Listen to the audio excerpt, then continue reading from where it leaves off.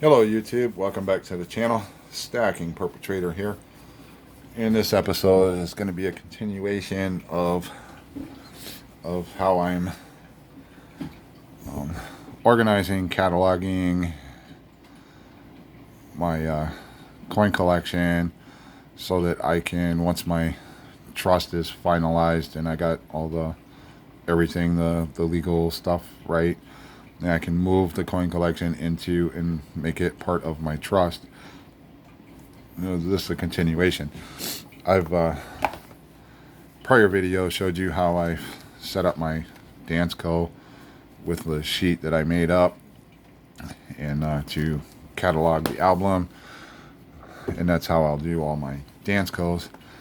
I'm going to use the same sheet that I talked about. I'm going to use the exact same sheet. If I can get one here, I made a whole pile of them to make sure. I'll put a link in the description to the prior video where I went over this sheet, but I'll just go over it basically. Top of it's going to say owned by whatever. I just put my trust as a sample, but whatever my trust is, I'll put it there. The album type, whether it be a dance co or it's a Littleton or whatever it is. The book number, if it's a Littleton green album like this Peace Dollar album, then that will always be book 1. And then if I have multiple collections of the same denomination, then it'll be book 2, 3, 4. That way, whoever's looking at them, like for my Franklin half dollars, I have three completed dance co's of the Franklins. Well, how are they supposed to know which book is what? So, in this particular one I showed in the other video, this one is book 2. And then the subsequent ones, 3, 4, 5, 6, whatever. And the album type and the book number is just to help identify it compared to what I have stated in the trust. Basic date acquired or completed, who the beneficiary is. Again, in this video, as I stated in the first video, I have Daniel's information that if it's to be sold or to contact Daniel at Coin Help You on YouTube. There's his Portsmouth Coin physical shop location, phone number, and then there's his Portsmouth Coin shop email. So they have this information that will be in every binder. So whoever gets it, if they want to sell it, this is who they're to contact. I've already discussed this with Daniel, so he's already said it was okay for me to list him as, if whoever I give my collection to, if all they want is the money, I asked him if it was okay if I directed it to be he gets first chance.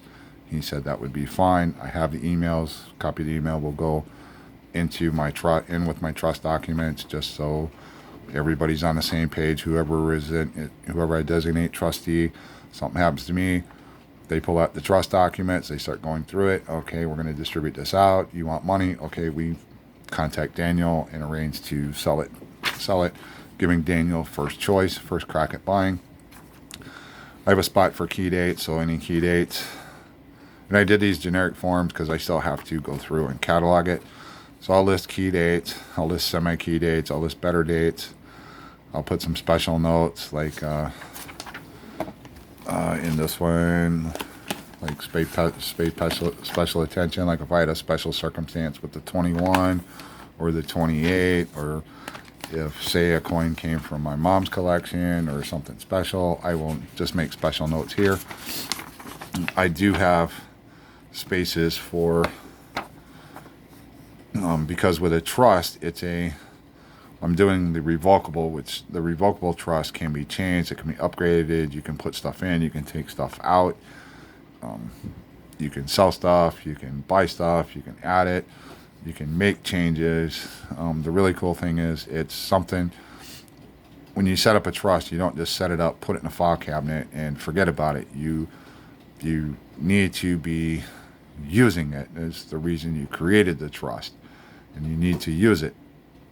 And so this is part of using my trust, because what I'll do is if say my Peace Dollar, I still have some upgrades I want to make in here, even though the set is complete. There's some coins I'm still, if I see a good candidate for an upgrade to this collection, then I can put the coin date, that it was an upgrade, or if this was an album I'm working on, it would be a spot fill. I can put the grade of the coin, I can put the date that I changed it, and then I can sign off on it. And then either quarterly or twice a year or whatever, I will go through, and when I've made albums that I've made changes to, I will pull this sheet out, photostat it, and then I will take that photostat and I will put it in with I will replace the page in my trust document to show that, this is part of the changes made because I have the information here. Then I can put the sheet back in with the album. Now, the cool thing with like the Littletons, for the Danskos was easy because Dansko made these one pocket pages that basically bolt right into the out. You just have to take the two screws here out, pull your pages out, fit this in, put your pages back, put these back, screw it back together. You're done. With Littleton, it's not so easy because I thought about the Dansko page, but the Dansko page is larger than the album, so I'd have to be punching holes because the Littletons are 3-ring binders, and I would have to punch holes, repunch holes in the sheet, cut it. So I decided to look for something different. Unfortunately, Littleton doesn't make a one-pocket page that will clip into their binders. But what I did find are these Avery, and these are small pages. These are the 5.5 by 8.5. I call them diamond clear sheet protectors. And the cool thing is they are acid free and archival safe right on the package. There's 15 in. It's a 15 pack. This was, I think it was $6 to $7. I forget what it is. There's the Avery number. I just was at my office, local Office Depot, picking up some other stuff, and I ran across these. There's the Avery number 77007. I will put that down in the description. I bought these. I figured I could modify that, and basically this is what they look like. They're smaller than your normal sheet. They do have a lot of holes in there, and they show it fitting in one of the smaller binders, but there are some other binders that have more rings and everything, so it's pretty cool. But what I found is, and I haven't put one in this album yet, and what I will do is get one I've already made up. But that's what they look like. They're just little clear vinyl sheets, top loading. So I have one of my basic sheets in that I'm putting into all my albums, and I sized this up so that when I printed it, I actually was able to, because I made the print go instead of vertical, I told it to print landscape. So I got one here, and then I got one over here on the page, and it worked out. I had it adjusted just right that I just had to mark the center of the page, cut it one time, and then I didn't waste any paper, and they fit perfectly into the page, so I lucked out there. But all I have to do is open it up. The cool thing is, this is my Mercury Dime album, so the holes, I did not have to repunch any holes. It fit right in.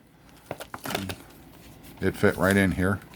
It's not quite as wide. It doesn't extend out. But I left the basic page they give you in here to cover the coin. The reason I want to put one of these in every album is this helps me organize. This keeps me up to date with what's going on. It will help me keep my trust up to date.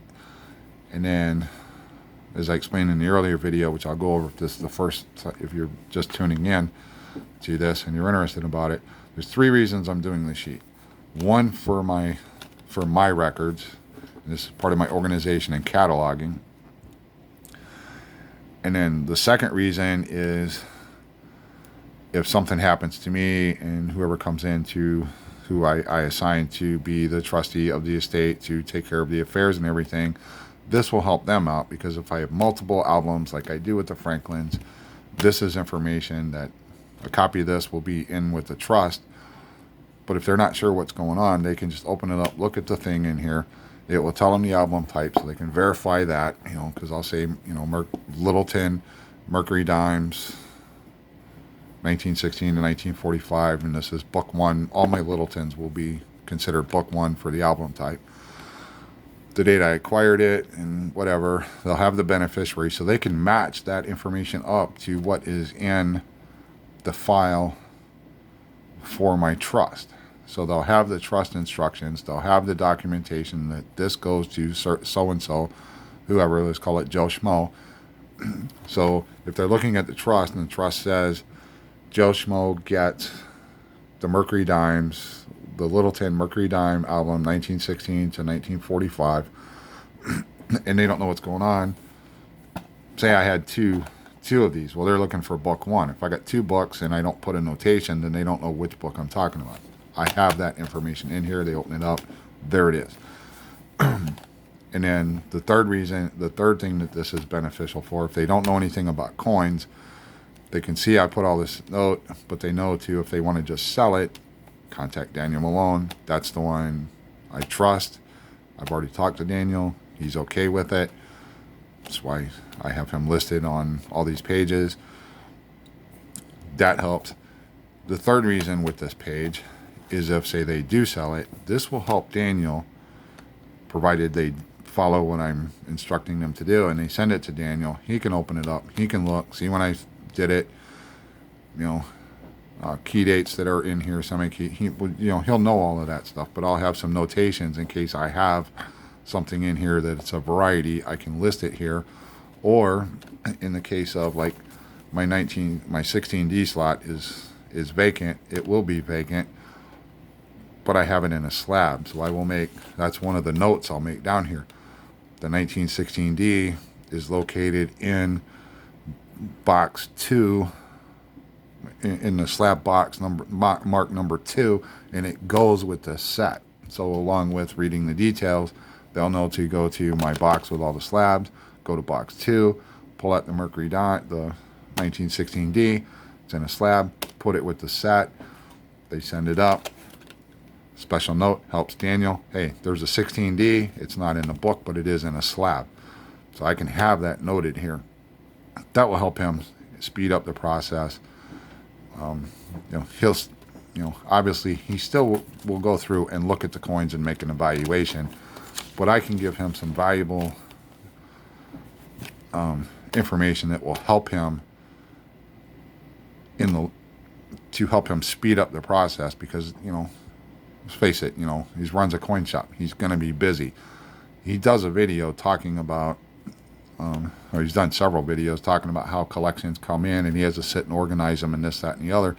And he tells you in one of the videos that you should really organize your collection and have it in somewhat an organized fashion when you bring it in, because that helps them do the appraisal. Because the longer it takes them to have to sort, organize, and lay things out before they can even start looking to evaluate, that costs time.